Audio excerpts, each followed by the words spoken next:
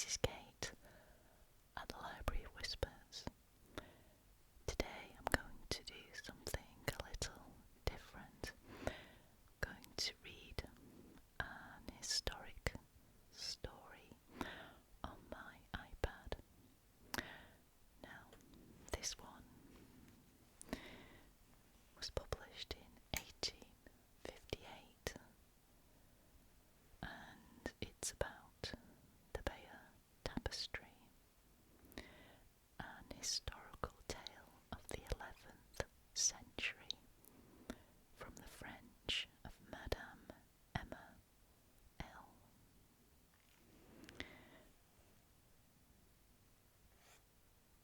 Here are the contents.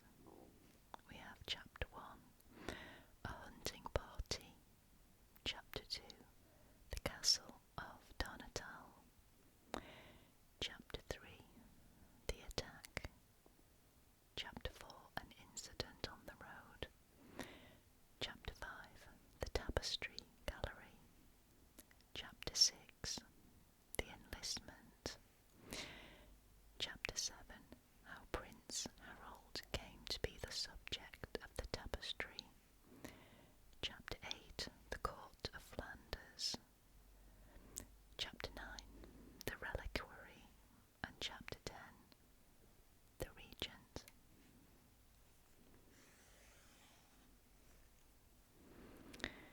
Chapter 11, The Departure of the Army. Chapter 12, The Conquest. Chapter 13, Why Queen Matilda discontinued the tapestry. Chapter 14, The Star of the Seas. Chapter 15, The Queen Mother of Spain. And Chapter 16, Conclusion.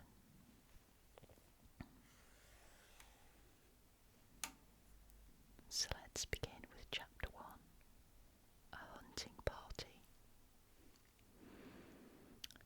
Towards the beginning of the month of August, in the year 1066, a band of cavaliers were seen wending their way through the thick mazes of one of the extensive forests which, at that period, covered the hills that surround the town of Rouen.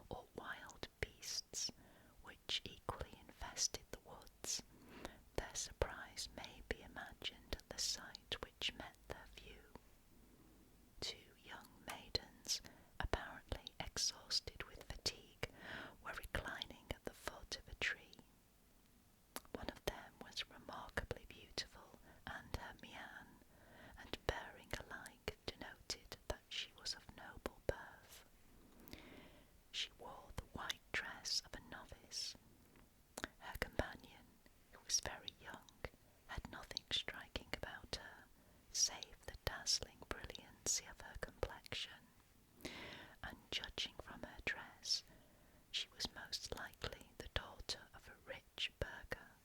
She wore a skirt of blue woolen stuff with scarlet stripes, such as may be seen at the present day among the Norman peasantry. Her bodice was long-waisted and fitted close to the shape, whilst her mantle, also of woolen stuff, but of a lighter material than the dress, was adorned with a chaperon or hood. On beholding these young girls, the cavalier who rode at the head of the party immediately dismounted, and advancing towards them, demanded by what extraordinary chance they were thus alone and unprotected at the entrance of a forest, at a time, too, when the Duke's proclamation for the gathering of his armed bands rendered even the public roads unsafe for ladies, whatever their rank and condition, and whatever the garb they chose to assume. Saying these words, he glanced at the dress of the novice. The novice, who had risen on the approach of the huntsman, replied with dignity that her name was Margaret d'Anscaris, and the tone of her voice sufficiently indicated that, in her belief, that name alone was sufficient to guard her against suspicion, and prevent any false construction from being put upon her actions. She added, nevertheless, that being an orphan and deprived of all protection, she had taken refuge with a distant relative, a nun in the convent of St. Pro, and that attempt had there been made to constrain her to take the veil, which she had resisted, knowing it to be in direct opposition to the projects formerly entertained by her father, and which she felt herself bound to accomplish, and ignorant of the Duke's proclamation, had left the convent and sallied forth to seek protection at the court of William. And by what means do you, the daughter of a rebel, expect to obtain this protection? Demanded the stranger. By the Duke of Normandy's sense of justice, she replied resolutely. My father expiated his disloyalty with his life, when I was yet an infant, alike unconscious of, as irresponsible for, his offence. The stranger smiled, evidently pleased with this answer, then added, But how can you possibly penetrate into the Duke's presence, for he is scarcely as accessible as a simple cavalier, or a worthy burgher of Rouen? Oh, as to that, I have not the slightest anxiety. The head cook of the palace is the affianced husband of Mabille, my attendant, who is my foster sister. Her father is a respectable burgher, a furrier by trade. Par la splendeur de Dieu, cried the knight, in a tone of anger. I have not asked you for an account of the birth and parentage of your foster sister. The young girls looked at each other in surprise, quite at a loss to comprehend the meaning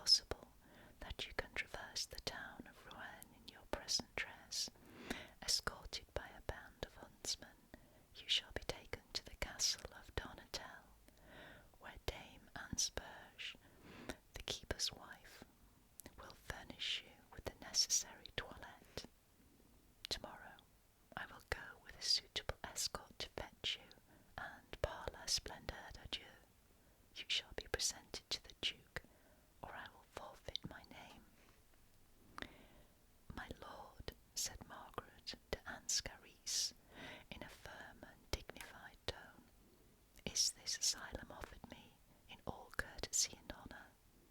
I swear it, said the knight. I consider it a safe asylum for my 5 daughters, who, in addition to 3 sons, compose my numerous family, and assuredly it would ill become their father to act the part of a thoughtless young cavalier. The countenance of the stranger, who was of middle age, with handsome features, bore the expression of one accustomed to command, while there was nothing about him to indicate that he could be led away by feelings of a softer nature.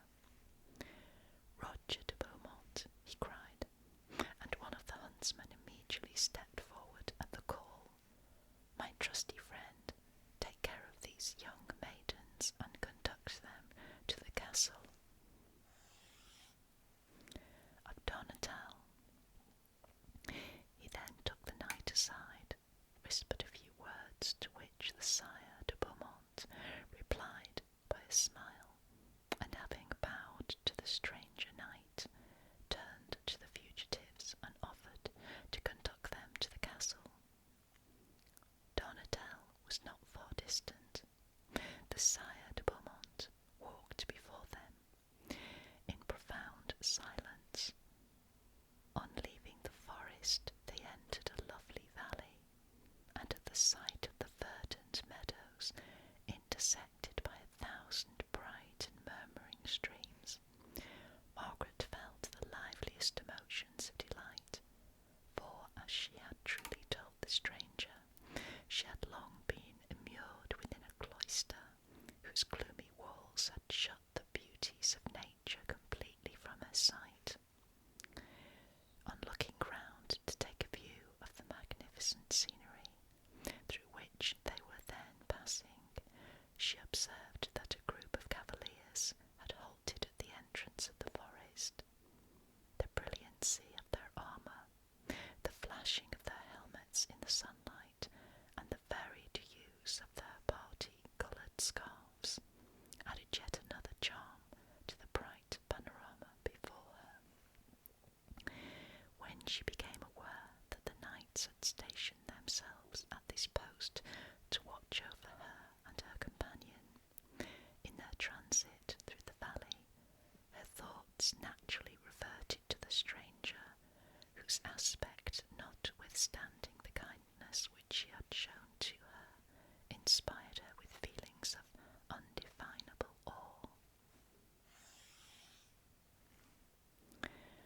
But before Margaret had time to indulge in conjecture, they had reached the end of their journey.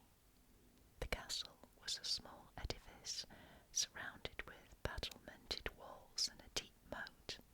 A square tower with a balustrade of Gothic open-work at the top seemed detached from the rest of the building.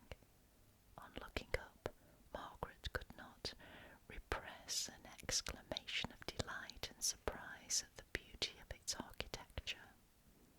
The Sire de Beaumont explained that the tower had been built by the direction of an Italian monk named Lanfranc, and he added in a half-whisper that different countries required different customs, as this very tower proved, for open balustrades were as useless in the fogs of Normandy as the learning and science of the indolent and speculative inhabitants of the south would be to the brave and active descendants of Rollo. He had but just concluded his observations when they crossed the drawbridge. Knocking with an air of authority at the gate, he and his party obtained instant admission. "Dame Ansperge," he cried, in so loud a voice that the respectable matron, distaff in hand, immediately appeared in obedience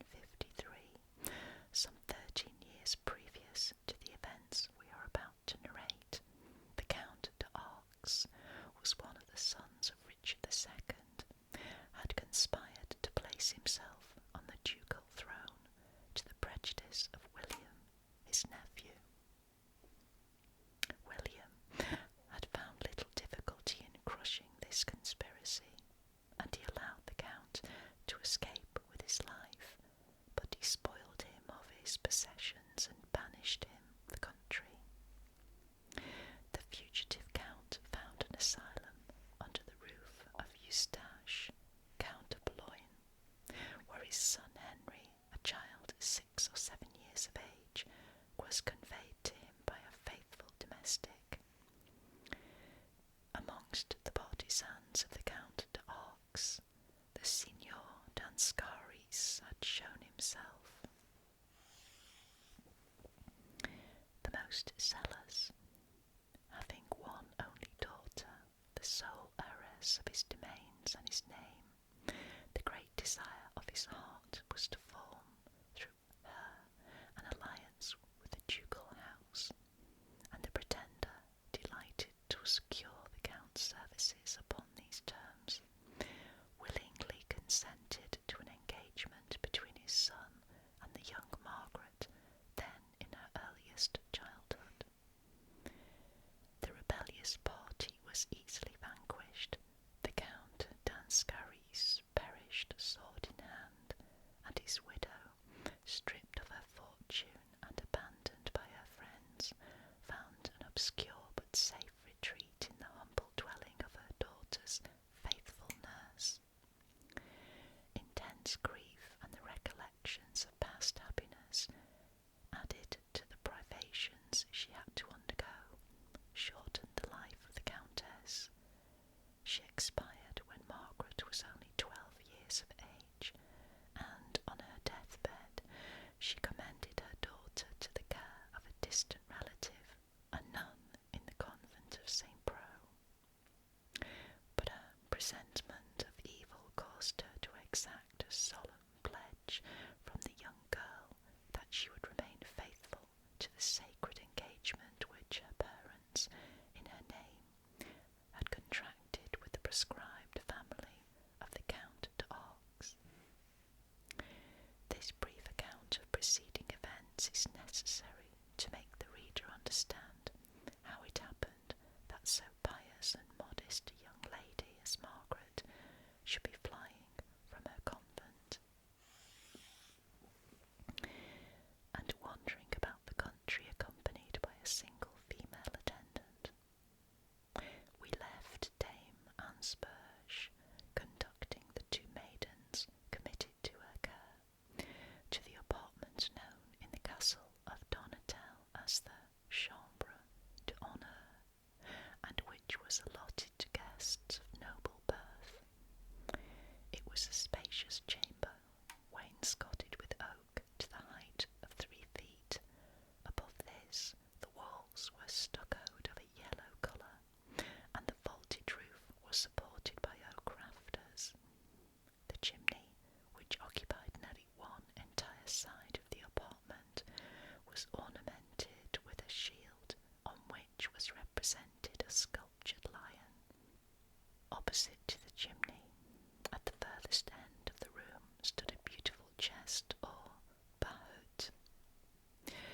On opening the chest, Dame Asperge, addressing Margaret, said, "This contains dresses of every description for the use of the Duchess Matilda and her daughters when they sojourn here to enjoy the recreation of the chase. I am ordered to place them at your service." With these words she retired to prepare, as she said, refreshments for the noble lady d'Anscaris and her companion. Left alone with Mabille, Margaret proceeded to change her dress, and with becoming delicacy and good taste, she selected the most simple she could find. This was a plain embroidered robe of soft texture and of a grey colour, which nearly fitted the ex-novice. She then chose a small mantle, and this, fastened on the shoulders, fell in graceful folds upon the arms, and formed a sort of open sleeve. A narrow circlet of silver lace replaced the white linen cap and bands,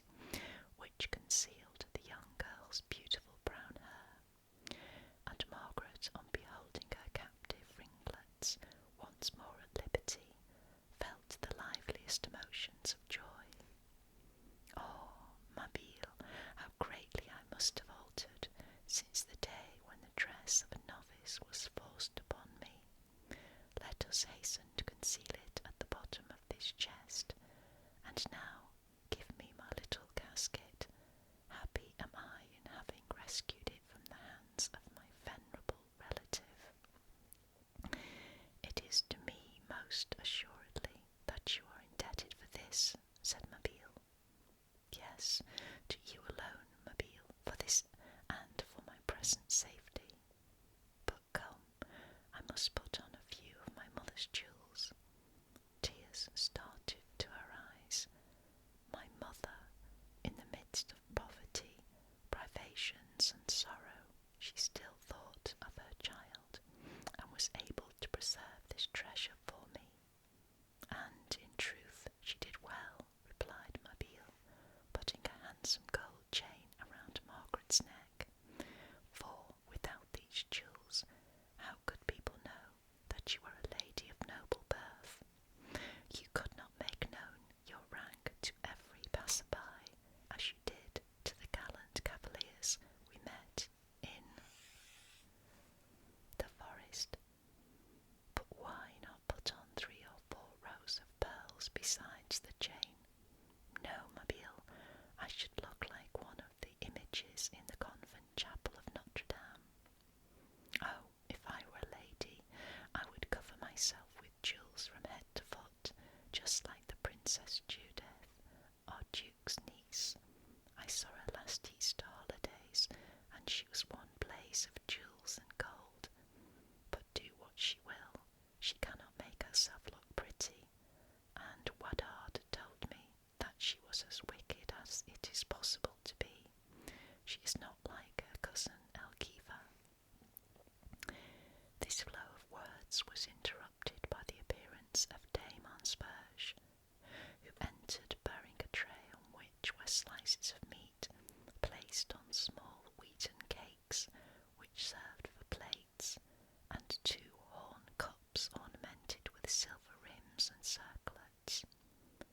Besides this, Dame Ansperge held in her hand a small pitcher of cider, for which favourite beverage Normandy was quite as celebrated in those days as it is at present. You were speaking of our noble princesses, observed Dame Ansperge, with all the freedom of a privileged housekeeper. Go where you will, you can never meet their equals. First, there is the Duchess Matilda, a saint from heaven, charitable to the poor and liberal in her gifts to the convents, and the Princess Adela and Princess Constance, who are soon to be married. Then their sisters Agatha and Cecily. The last is destined to take the veil. You will not see any of them tomorrow, for they are going to the Abbey of the Holy Trinity at Caen, a magnificent monastery built by the Duchess Matilda to obtain the revocation of the sentence of excommunication pronounced against her. You can know nothing of this. You were scarcely born then, but in those troubled times no religious ceremonies were permitted to be performed in the churches, no marriages, no confession. The baptism of infants only was allowed. Poor innocents! They at least had no hand in the matter, and it would have been hard to deprive them of their share of paradise, simply because our Duke had chosen to espouse his cousin. I have heard my mother relate this, interrupted Margaret, who was anxious to learn something of the court to which she had been promised an introduction, and of the unknown protector sent to her, no doubt from heaven. And so we shall not see the young princesses. You shall see my foster daughter, my dear and unfortunate Elgiva. Unfortunate, cried Mabille. How can that be, since she is the daughter of a prince? Oh, that has nothing to do with it, for our Duchess, whose father was certainly a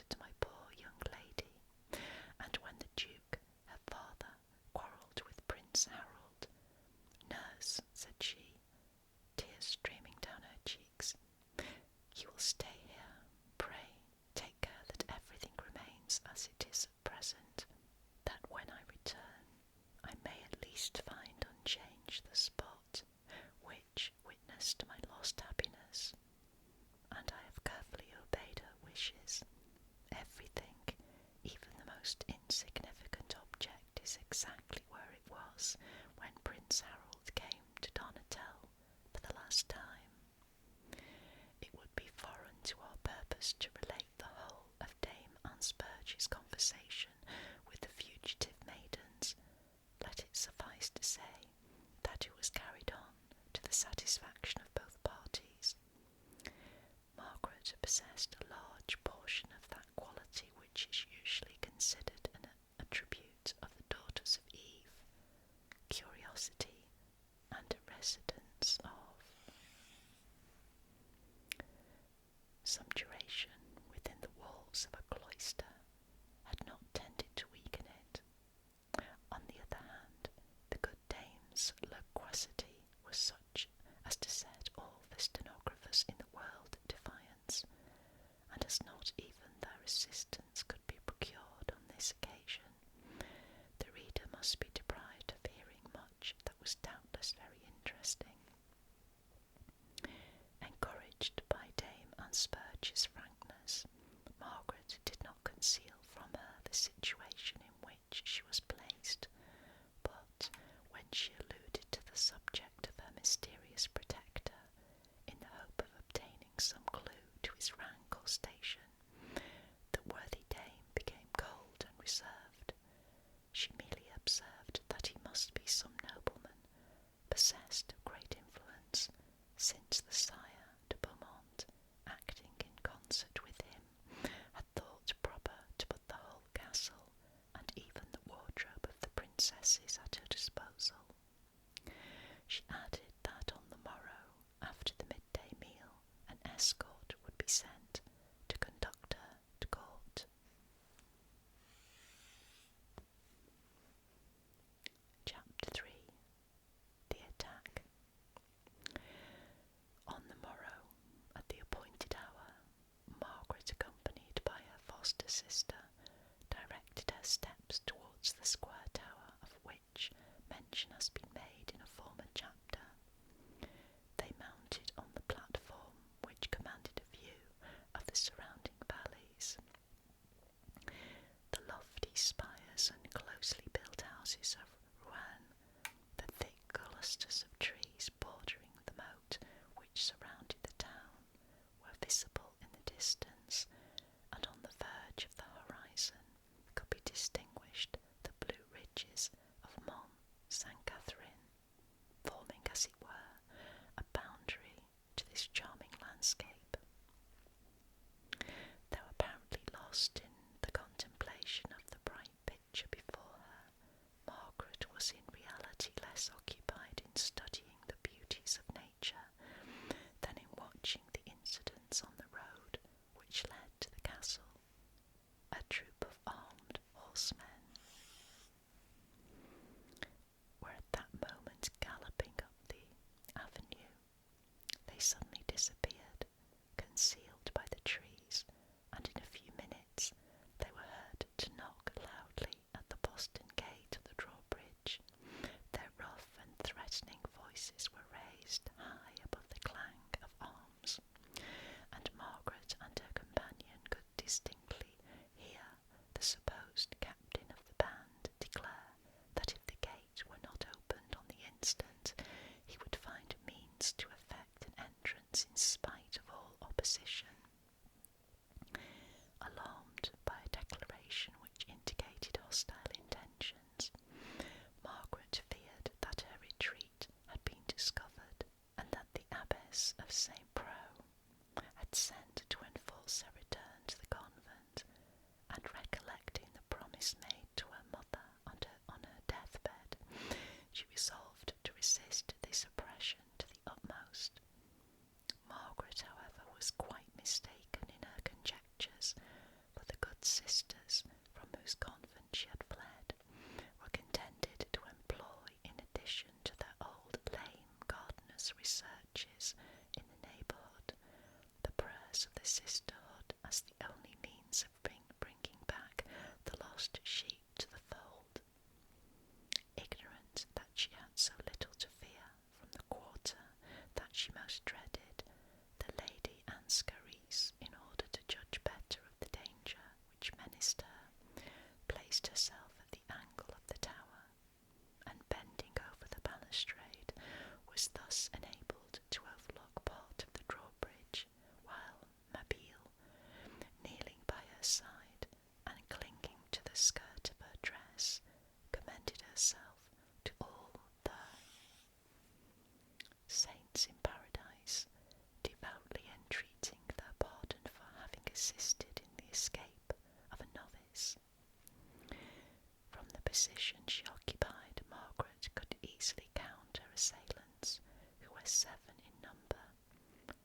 Scarcely had she ascertained this fact when 3 cavaliers emerged from a crossroad and rushed upon them.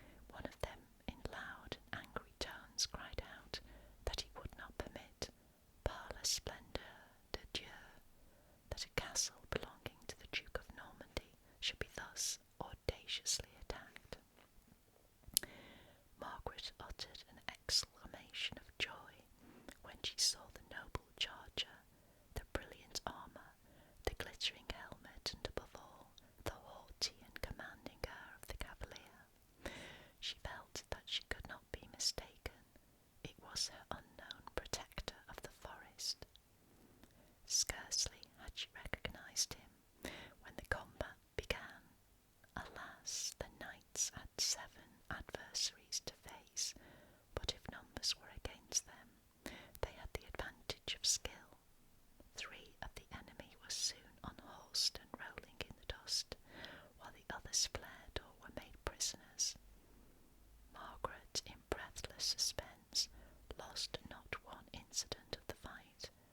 One of the vanquished party soon rose and whispered a few words to the unknown knight, who appeared struck with astonishment at the communication. The horn sounded a few signal notes, the postern gate was opened, and the knight, whose words were distinctly heard from the square tower, exclaimed, "Fools! Why did you not say you acted by the orders of the Duchess?" Then turning to one of his followers, he said, "No doubt my mischievous niece Judith has been gossiping. What a viper she is! But, Roger, we must seek these cowards. They are retainers of the Duchess, and we must give them money to buy balsams and cataplasms. Bellissime and I will return to our men, and we will send you an escort worthy of the name. As for myself, I will meddle no more in this business. I have, by my beard, played the squire to errant damsels long enough. I fancied myself sufficiently grey to render assistance to persons in need of assistance, without our good Duchess laying her interdict on my poor services." So saying, the knight burst out laughing, and beckoning to his companion, both turned into the avenue and disappeared. After their departure, Roger de Beaumont called together the small troop which, as it appeared, had been sent by the Duchess. Those who had been thrown to the ground soon found their feet again, and accustomed to this rough play, they were not long in recovering from the shocks